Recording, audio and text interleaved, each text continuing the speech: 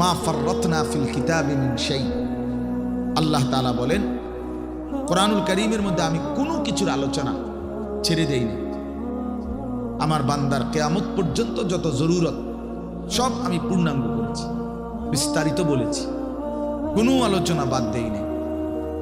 দেখতে ছোট হলেও এতে পূর্ণাঙ্গ আলোচনা। আহসানাল হাদিস, আল্লাহ তাআলা বলেন কোরআনুল কারীম হচ্ছে সর্বোত্তম কথা। কিতাবান, কোরআনুল কারীম হচ্ছে এক মানুষের জিন্দেগীর সকল বিষয়ের পূর্ণাঙ্গ আলোচনা সমৃদ্ধ একটি বই, কিতাব, যার মধ্যে সব বিষয়ের পূর্ণাঙ্গ আলোচনা আছে। মুতাশাবিহান, কোরআনুল কারীম হচ্ছে প্রত্যেক কথা একটা আরেকটার সাথে চমৎকার মিলওয়ালা, এলোমেলো কোনো কথা নাই, উলট পালট কথা নাই, লটসর কথা নাই। মাসানি, কোরআনুল কারীম হচ্ছে আল্লাহ তাআলা বলেন বারবার তেলাওয়াতকৃত, পাঠকৃত কিতাব। এটাই একমাত্র কিতাব আসমানের নিচে জমিনের উপরে যেটা কোটি কোটি মানুষ প্রতিনিয়ত 24 ঘন্টা পড়তেছে। কারণ পৃথিবীতে একই সময় সূর্য ডুবে না, সময় এক মুহূর্তের একই হিসাবে না, এটাই আল্লাহর কুদরত। এখন যদিও রাত, আমাদের এখানে সব জায়গায় এখন রাত, সৌদি আরব আরো 3 ঘন্টা এখনো আলো বাকি আছে। ওখানে দেখেন গিয়ে প্রখর রোদ অথবা আসরের পরের টাইম, তাহলে সেখানে তো এখনো আরো 2-2.5 ঘন্টা আলো আছে, কোথাও পূর্ণ দিন। তাহলে এই যে সময়ের ব্যবধান, তার মানে হলো আমাদের রাত 10টায় 11টায় মনে করেন আমাদের মাদ্রাসার পড়াশোনা বন্ধ হয়ে গেল, কিন্তু সারা পৃথিবীর থেকে বন্ধ হয় না। আল্লাহর জমিনের কোথাও না কোথাও আজান হচ্ছে, কোথাও না কোথাও নামাজ হচ্ছে, কোথাও না কোথাও জিকির হচ্ছে, কোথাও না কোথাও মালিকের কোরআন তেলাওয়াত হচ্ছে। এটা বন্ধ হয়ে গেলে পৃথিবীর নিঃশ্বাস বন্ধ হয়ে যাবে। আমাদের নিঃশ্বাস বন্ধ হয়ে গেলে, অক্সিজেন বন্ধ হয়ে গেলে যেমন জীবন চলে যাবে, আল্লাহ তাআলার জিকির, কোরআনুল কারীমের তিলাওয়াত, আজান, সেজদা, আল্লাহর ইবাদত, আল্লাহর ডাক, এটা বন্ধ হয়ে গেলে পৃথিবীর নিঃশ্বাস বন্ধ হয়ে যাবে। তখন কিয়ামত হয়ে যাবে, পৃথিবী আর থাকবে না। এটা রাসূলুল্লাহ সাল্লাল্লাহু আলাইহি ওয়াসাল্লাম বলছেন, লা তাকুমুস সাআ হাত্তা ইউকালা ফিল আরদ আল্লাহ আল্লাহ। ততক্ষণ পর্যন্ত কিয়ামত হবে না যতক্ষণ পর্যন্ত জমিনে আল্লাহ আল্লাহ উচ্চারণ হবে। তাহলে বোঝা গেল এই আসমান ও জমিনের স্থায়িত্ব আল্লাহ পাকের নামের উপর, আল্লাহর কালামের তেলাওয়াতের উপর, আল্লাহ তাআলার জিকিরের উপর। ওই ছেলে, জলদি করো, জলদি 1 মিনিটে শেষ করো। সদর বদর করতেছো কোন সময় ধরে? বলো না কেন রে দোয়ান, এগুলো এতক্ষণ কি করো তুমি? হটর মটর করতে আছে।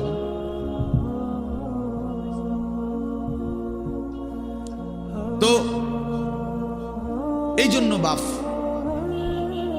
আমরা প্রত্যেকে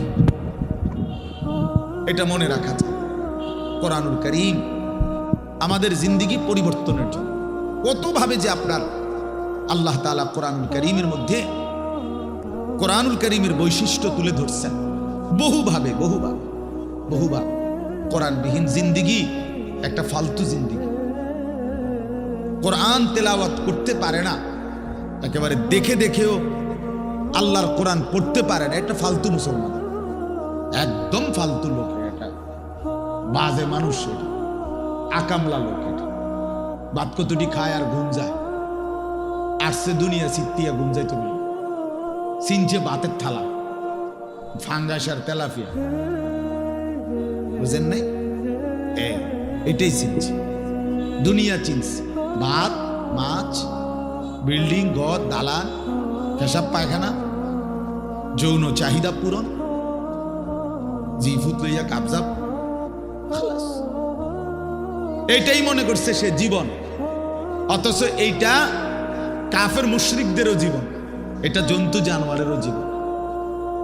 সমস্ত বেঈমানও এই খাদ্য পানীয়, আহার নিদ্রা, কামাই রোজগারি, যৌন চাহিদা পূরণ, পেশাব পায়খানা, ঘুম ইত্যাদি নিয়েই ব্যস্ত। জন্তু জানোয়ারও এগুলো পূরণ নিয়ে ব্যস্ত।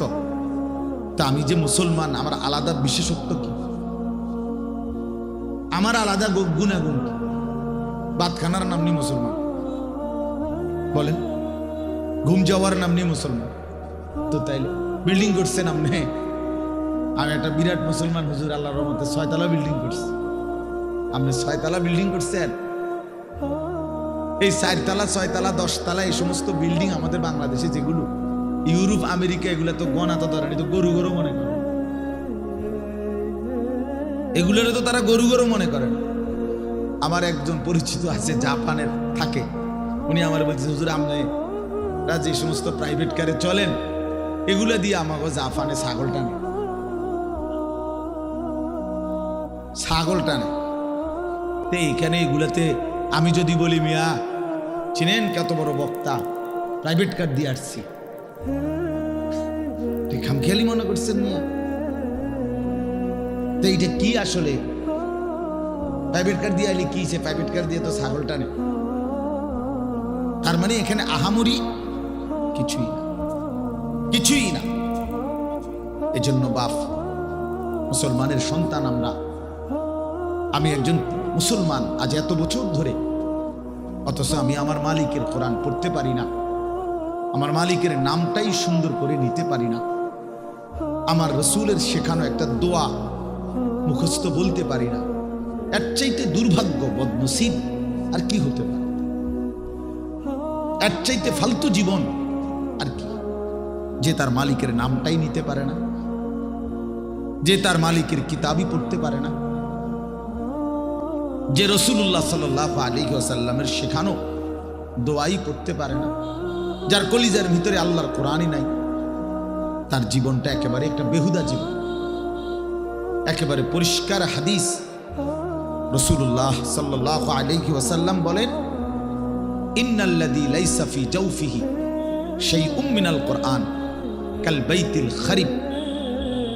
নবী সাল্লাল্লাহু আলাইহি ওয়াসাল্লাম বলেন, যার অন্তরের মধ্যে আল্লাহর কোরআন নাই কিছু পরিমাণ, তো সে একটা বিরান ঘরের মতো, সারা বাড়ি আলগা বাড়ি, যে বাড়িতে মানুষ থাকে না, কুকুর বিড়াল থাকে, গরু ছাগল থাকে, যেই বাড়িতে সাপ বিচ্ছু থাকে, এখন আর মানুষ থাকে না, মানে বিরান ঘর, এটা ফেলে দিছে আর কি। এই ঘরে ওনার এরা নতুন ঘর বাইন্দা মনে করেন চলে আসছে, এখন ওই পুরান ঘর যেটা আলগা পড়ে আছে, এটার মধ্যে এখন আর মানুষ কেউ থাকে না, তো এটার মধ্যে আপনার কুকুর বিড়াল থাকে, সাপ বিচ্ছু থাকে, এই সমস্ত পোকামাকড় থাকে।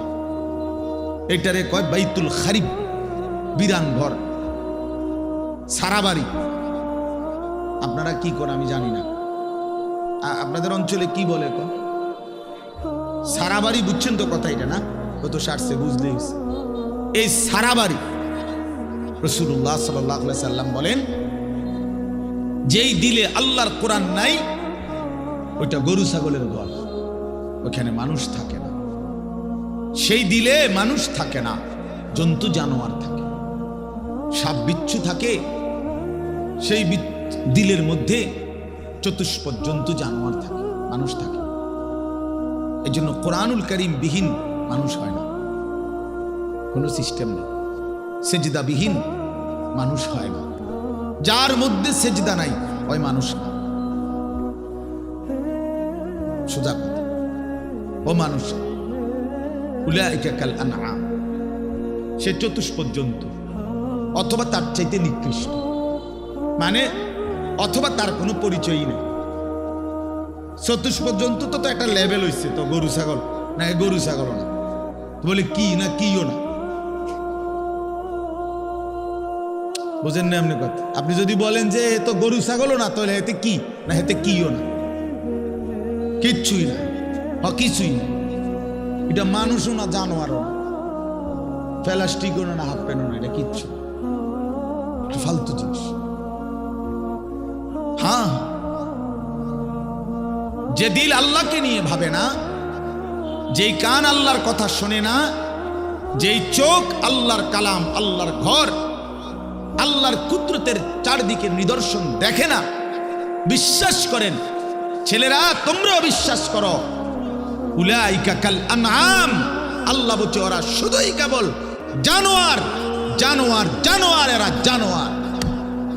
বাল হুম আদাল, বরং তার চাইতে নিকৃষ্ট, তার চাইতে নিকৃষ্ট এটা। অতএব যে কপালে সেজদা নাই ওই কোনো মানুষ না, বেনামাজি কোনো মানুষে না, মানুষের জাতে না, এটা কোনো মানুষের জাতে না। সাফ কথা বলা। যদি তর্ক করার খেয়াল থাকে, তোমার কাছে কোনো যুক্তি থাকে, চলো আমি শুনতে রাজি, বলো, তুমি যুক্তি দাও যে হুজুর আমার কাছে যুক্তি আছে, হ্যাঁ বলো। জীববিজ্ঞান পদার্থ বিজ্ঞানের দৃষ্টিতেই বুঝায় দাও। এই জন্য আল্লাহর কোরআন বলছেন, আল্লাহ নবী সাল্লাল্লাহু আলাইহি ওয়াসাল্লামকে আল্লাহ তাআলা বলছে, বন্ধু মনের ইচ্ছা মতো চলে, আমার হুকুম আপনার তরিকা বিহীন যে চলে, আমি আল্লাহ বলে দিলাম আপনাকে, আমি কিন্তু তার কোনো দায়িত্ব নেব না, আমনে পারলে নিয়ে। জানে এর চাইতে সাংঘাতিক কথা কি হইতে পারে? নবীজিকে আল্লাহ বলছে, আমনের মনে করলে আপনি নিয়েন তার দায়িত্ব, বাকি আমি নাই, এমন অসভ্যের লগে আমি নাই। আর আইতা মানিত্তাখাযা ইলাহাহু হাওয়াহু আফা আনতা তাকুনু আলাইহি ওয়াকিলা। এই যে সরাসরি কোরআনের আয়াত, আল্লাহ বলে, বন্ধু যে তার মনের ইচ্ছা খেয়াল খুশি, আমার মনে যা চাই আমি তাই করব, কিসের হালাল কিসের হারাম, কিসের পাক কিসের নাফাক, কিসের জায়েজ কিসের না জায়েজ, আমার বোনও দেখবো, মানুষের বেডিও দেখবো, আমার নিজের স্ত্রীকেও দেখবো, মানুষের বেডিরও দেখবো, নিজের মাকেও দেখবো, মানুষের মহিলাকেও দেখবো, সব, কোনো হালাল হারাম কিছু নাই, কোনো পাক নাফাকের কিছু নাই।